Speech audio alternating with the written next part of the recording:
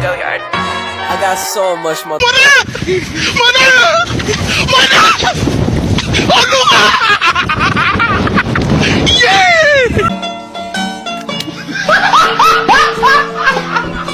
Are you ready, kids? Aye, aye, Captain! I can't hear you. Aye, aye, Captain! Oh! Jangan di skip dulu, cuma sebentar kok. Mau kenalan doang.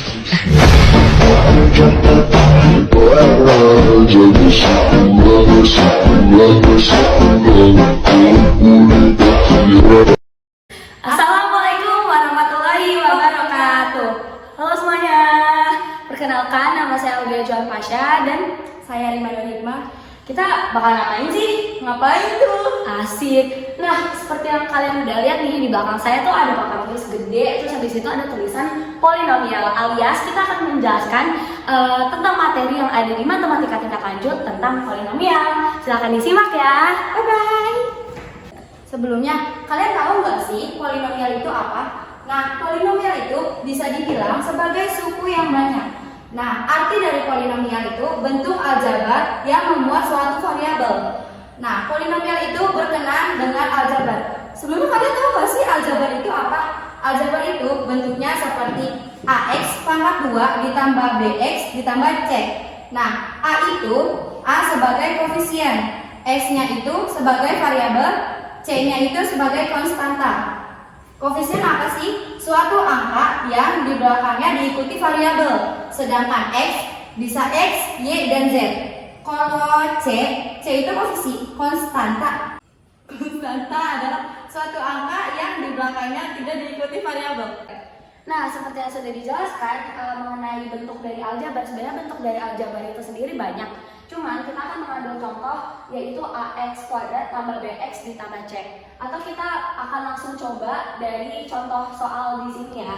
Jadi misal 2x kuadrat ditambah 3x ditambah 6. Nah, kita dari sini itu bisa menentukan yang mana koefisien, yang mana variabel, dan yang mana konstanta. Nah, yang pertama koefisien. Di mana sih suatu angka yang di belakangnya diikuti variabel? Berarti ada ini, ada ini. Nah, habis itu variabelnya yang mana? Variabelnya itu berupa huruf, bisa X, bisa Y, bisa Z, dan bisa yang lainnya juga. Berarti di kasus ini berarti yang X pangkat 2 ini dan juga F ini merupakan variabelnya. Dan 6 itu kan konstanta, karena konstanta itu di belakangnya tidak diikuti oleh variabel. Nah, selanjutnya itu kita akan menjelaskan tentang contoh soal aljabar. Yang mana sih aljabar itu dari keempat soal ini? Yang pertama itu ada X, Y, Z. Nah, ini itu merupakan bentuk aljabar. Karena apa? Ini satu ada variabelnya, ada X, Y, dan juga Z. Terus juga ada koefisiennya. Di mana koefisiennya? Ini kalau misalkan dia itu tidak ditulis, berarti dia itu bernilai 1. Makanya ini tuh bisa disebut sebagai aljabar karena syarat dari aljabar itu sendiri itu memiliki koefisien dan juga memiliki variabel. Yang kedua, ini merupakan aljabar karena tadi syaratnya sudah ditentukan, sudah diomongin juga bahwa ada koefisien dan juga variabel. Yang ketiga, jelas merupakan aljabar karena ini merupakan konstanta dan ini merupakan koefisien dan juga variabel. Nah, kalau yang keempat ini juga udah pasti ya karena ada koefisien dan juga ada variabelnya. Jadi kalau misalkan ada koefisien, ada variabel, ada konstanta, atau salah satunya nggak ada tapi istilahnya ada koefisien dan variabel, itu merupakan aljabar gitu. Nah, kita akan menjelaskan tentang polinomial. Nah, sebelum kita menjelaskan tentang polinomial, kita akan menjelaskan tentang binomial dan juga monomial. Sebelumnya kalian asing nggak sih sama yang tadi dibilang monomial dan binomial? Monomial dan binomial itu apa sih? Coba kita cari tahu ya. Monomial itu aljabar yang hanya memiliki satu suku, sedangkan binomial aljabar yang memiliki dua suku. Sedangkan polinomial aljabar yang memiliki banyak suku. Kalau misalkan kita kasih contoh nih, monomial itu seperti misal 5A aja nih.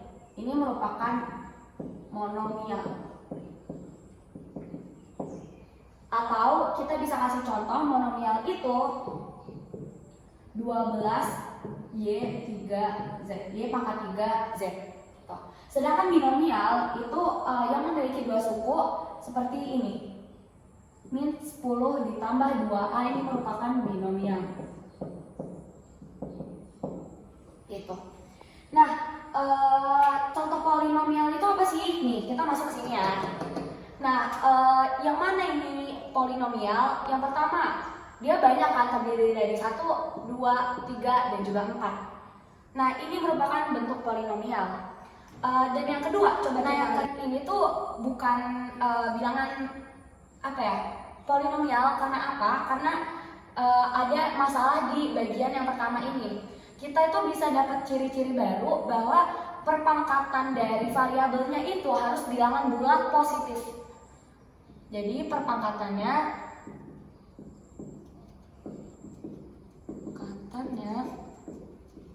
harus bilangan bulat positif.